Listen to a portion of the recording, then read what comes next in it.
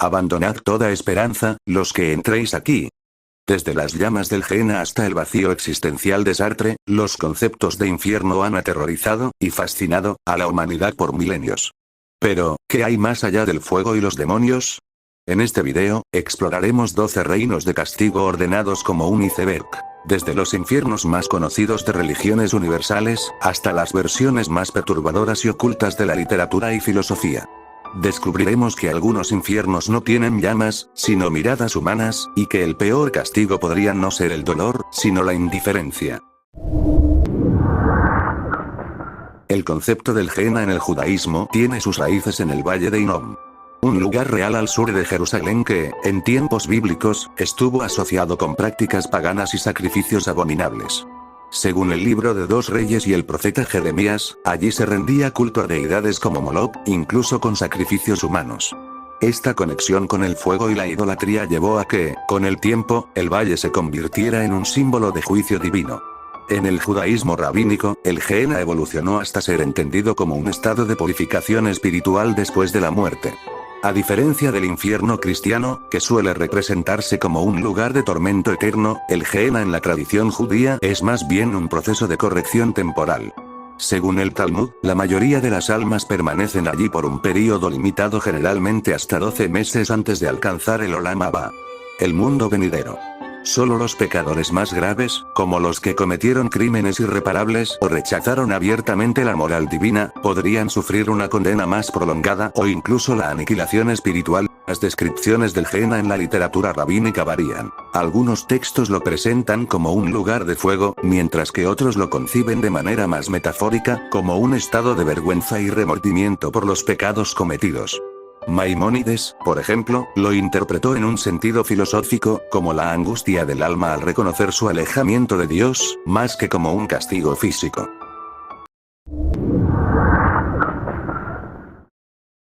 En el Islam, el Jahannam es el infierno, un lugar de castigo eterno para los incrédulos, pecadores y opresores.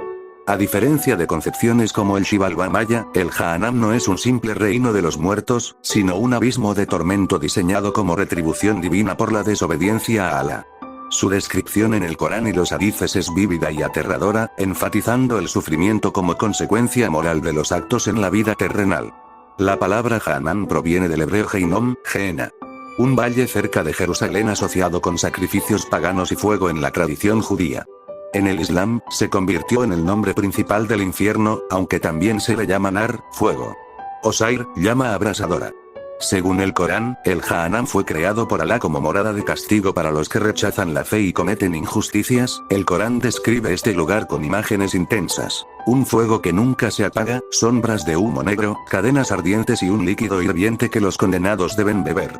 Los sufrimientos no son solo físicos, sino también psicológicos, con remordimiento eterno por no haber seguido el camino recto. El infierno islámico tiene 7 puertas, cada una destinada a un tipo de pecador. Los condenados son clasificados según la gravedad de sus faltas, desde hipócritas y mentirosos hasta asesinos y politeístas. En el abismo más profundo de la Divina Comedia, donde el hielo eterno del cocito cubre todo como un manto de desesperación, se encuentra el último y más terrible círculo del infierno dantesco, la Judeca, llamada así por su habitante más infame, Judas Iscariote. Este lugar no es simplemente un castigo, sino la encarnación misma de la traición, el pecado que Dante consideraba el más abyecto de todos, pues destruye los lazos más sagrados de confianza y lealtad. El paisaje es desolador. Un lago helado, tan frío que sus aguas parecen cristal, donde las almas de los traidores yacen inmersas en posturas grotescas, algunas cabeza abajo, otras retorcidas en el hielo, incapaces de moverse o incluso de llorar, pues sus lágrimas se congelan al instante. En el centro de este abismo, clavado hasta el pecho en el hielo, se encuentra Lucifer, el ángel caído, ahora convertido en el monarca de este reino de tormento. Su figura es colosal, pero ridiculizada. Sus 3 bocas mastican sin cesar a los 3 grandes traidores de la historia, mientras sus 6 alas batientes generan un viento gélido que congela aún más el sufrimiento de los condenados. En la boca central de Lucifer, Judas Iscariote recibe el peor castigo. Su cabeza es devorada eternamente, mientras las garras del demonio desgarran su espalda sin piedad. A su lado, en las otras dos fauces, están Bruto y Casio, los asesinos de Julio César, símbolos de la traición al orden político y social. Bruto permanece en silencio, mientras Casio, descrito como un gigante membrudo, se retuerce en agonía.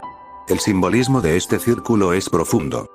Las tres bocas de Lucifer son una parodia grotesca de la Santísima Trinidad, representando la perversión del poder, la sabiduría y el amor divinos. Mientras que en el paraíso reina la armonía, aquí solo hay caos y desesperación infinita. Dante, influenciado por la filosofía de Santo Tomás de Aquino y la ética medieval, concibió este lugar como la consecuencia última de la perfidia. Un destino en el que el alma queda atrapada en su propia vileza, condenada a repetir su pecado en un ciclo de dolor sin fin.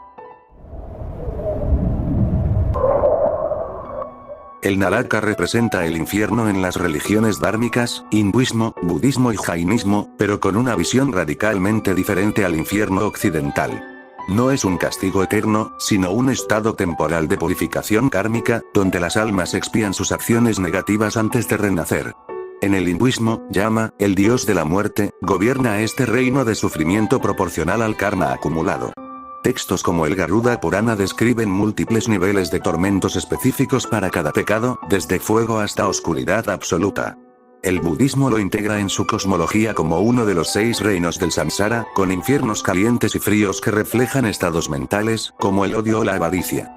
El Akti, el peor de ellos, es reservado para crímenes atroces, pero incluso allí el sufrimiento termina cuando se agota el karma negativo.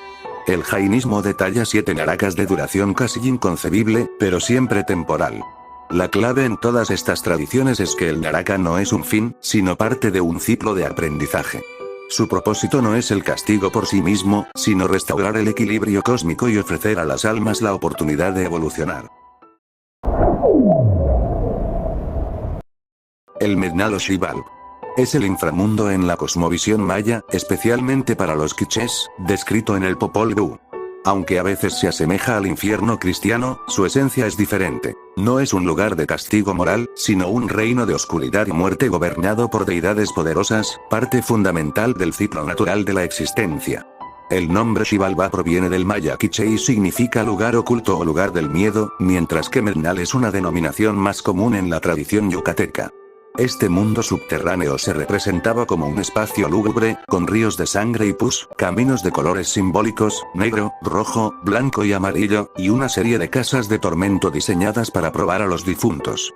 Entre estas casas estaban la casa oscura, sumida en tinieblas eternas; la casa del frío, azotada por vientos helados; la casa de los jaguares, donde fieras acechaban; la casa de los murciélagos, llena de criaturas cortantes; y la casa de los cuchillos, donde armas afiladas se movían solas. Para llegar al Xibalba, los muertos debían descender por cuevas, cenotes o las raíces de la ceiba, el árbol sagrado que conectaba los 3 niveles del cosmos: el inframundo, la tierra y el cielo. Allí, los esperaban los señores del Xibalba, deidades temibles que gobernaban este reino. Los más importantes eran Un-Kame, 1 muerte, y Bukut-Kame, 7 muerte, quienes presidían como jueces supremos. Otras figuras destacadas incluían a Apuch, el dios esquelético de la muerte, e Ixtab, la diosa asociada al suicidio. También existían entidades como Chamia-Olom y Chamia-Bak, seres encargados de consumir la carne de los muertos hasta dejarlos en huesos. A diferencia del infierno cristiano, el Xibalba no era un lugar de condena eterna por pecados, sino un destino casi inevitable para las almas comunes. Solo los guerreros muertos en batalla, los sacrificados o las mujeres fallecidas en parto ascendían a un paraíso solar. El inframundo maya también tenía un vínculo con los ciclos cósmicos. Cada noche, el sol, Kinichahau, viajaba por sus oscuros caminos antes de renacer al amanecer. En las brumas eternas de Niflheim, más allá de los ríos helados y los bosques de sombras, se extiende Eleim, el reino de los muertos en la mitología nórdica. A diferencia del Valhalla, donde los guerreros caídos en batalla festejan hasta el Ragnarok, Eleim es el destino de quienes mueren por enfermedad, vejez o causas naturales. Un lugar de quietud fría, pero no necesariamente de tormento. El nombre El proviene de la diosa Hela, o El, hija del engañoso Loki y la gigante Angrboda. Su reino no es un infierno de llamas, sino un dominio de niebla perenne y hielo silencioso. Según las leyendas, cuando los dioses descubrieron que Ela gobernaría sobre los muertos, la enviaron a las profundidades de Niflheim, donde construyó su salón, el Hunir, el que es regado por la lluvia de dolor. Allí, recibe a las almas que no fueron elegidas por Odín o Freyja. Para llegar a Elheim, los difuntos deben cruzar el río Kjol, un caudal helado que separa el mundo de los vivos del de los muertos. Tras este, se encuentra el puente Kjallarbru, custodiado por la giganta Mogur, quien cuestiona a los recién llegados. Finalmente, deben enfrentarse a las puertas de Elheim, vigiladas por Garmr, un feroz perro ensangrentado que solo permite la entrada, nunca la salida. Dentro, las almas vagan en un eterno crepúsculo, sin sufrimiento activo, pero sin alegría.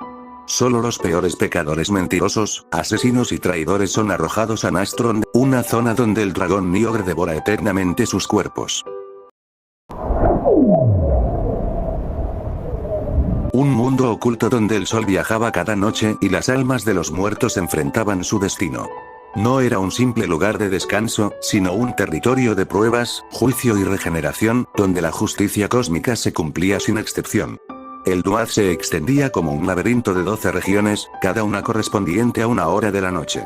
El camino estaba plagado de peligros. Puertas custodiadas por demonios con rostros retorcidos, lagos de llamas que quemaban a los indignos y ríos infestados de serpientes que devoraban a los mentirosos. Solo aquellos que conocían los nombres secretos de los guardianes y las palabras mágicas podían avanzar sin ser destruidos. El momento más temido era el juicio en la sala de las dos verdades. Allí, el corazón del difunto era colocado en una balanza dorada, pesado contra la pluma de Maat, símbolo de la verdad y la justicia. Si el corazón, cargado de pecados, era más pesado que la pluma, el monstruo Amit, una bestia con cabeza de cocodrilo, melena de león y cuerpo de hipopótamo, lo devoraba sin piedad, condenando al alma a la destrucción eterna. No había misericordia para los mentirosos, los violentos o los corruptos. Su existencia terminaba en las fauces del devorador. Pero para los justos, aquellos cuyo corazón era ligero como la pluma, se abrían las puertas de la Aru, los campos de juncos, un paraíso donde reinaba Osiris. Allí, las almas bendecidas disfrutaban de cosechas eternas, banquetes sin fin y la compañía de los dioses. Mientras tanto, cada noche, el dios Ra viajaba en su barca solar a través del Duat, enfrentándose a Apophis, la serpiente del caos que intentaba tragar el sol y sumir al mundo en la oscuridad eterna. La victoria de Ra sobre las tinieblas aseguraba el amanecer, simbolizando que incluso en la muerte había esperanza de renacimiento. El Duat no era solo un inframundo, era un espejo del orden cósmico. Los malvados sufrían un castigo definitivo, los justos alcanzaban la paz eterna, y el ciclo de la vida, la muerte y la regeneración continuaba sin fin. Los egipcios no temían a la muerte, pero respetaban sus leyes, sabiendo que, al final del viaje, solo la verdad los salvaría de la nada. Desde la cosmovisión sintoísta se extiende Yomi no Kuni, el sombrío reino de los muertos que evoca tanto misterio como terror sagrado.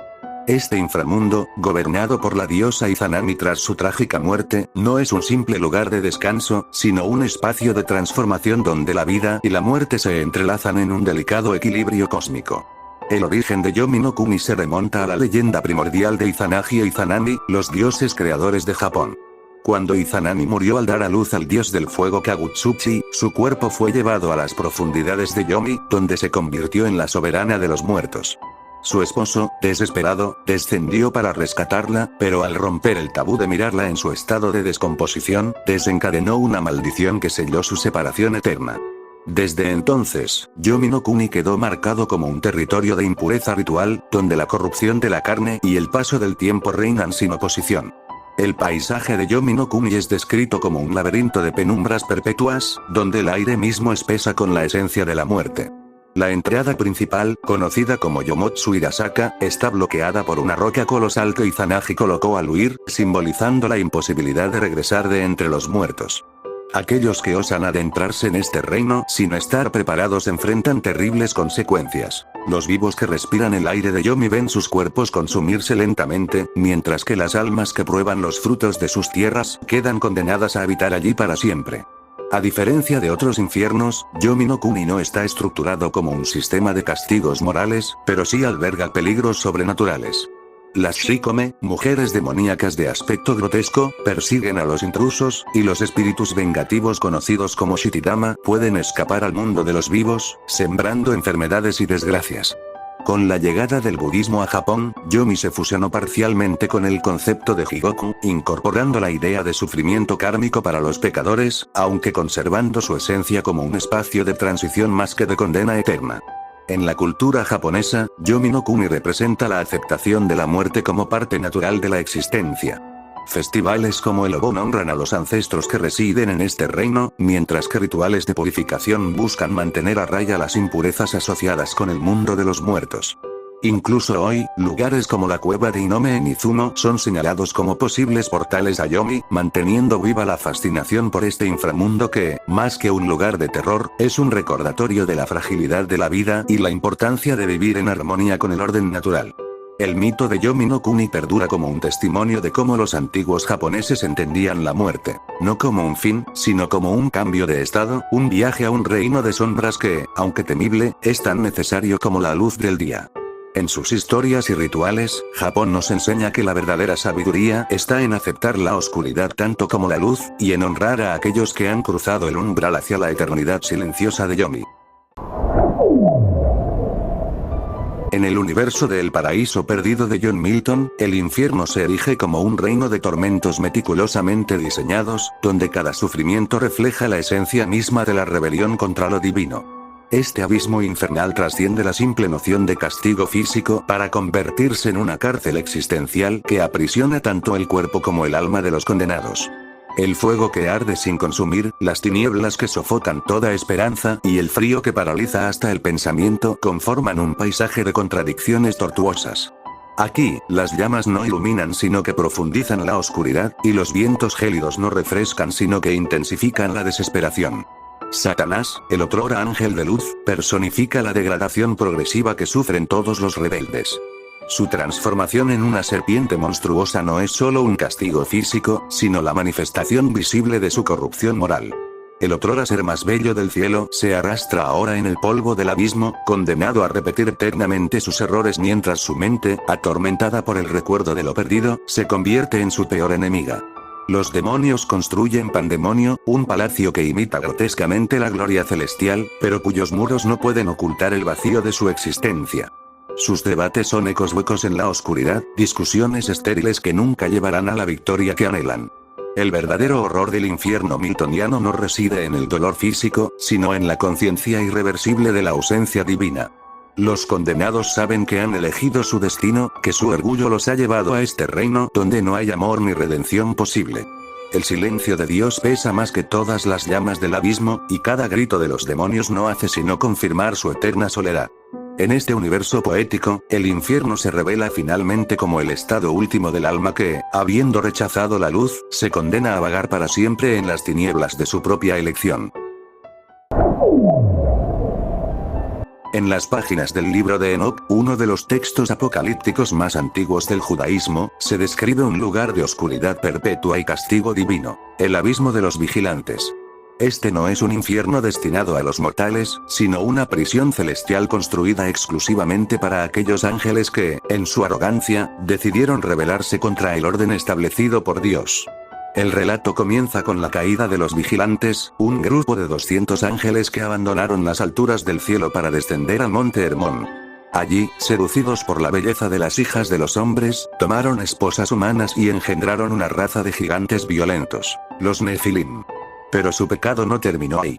Estos ángeles rebeldes, liderados por figuras como Semyatsa y Azazel, enseñaron a la humanidad secretos prohibidos: el arte de la guerra, la fabricación de armas, la astrología y la brujería, corrompiendo así la pureza de la creación divina.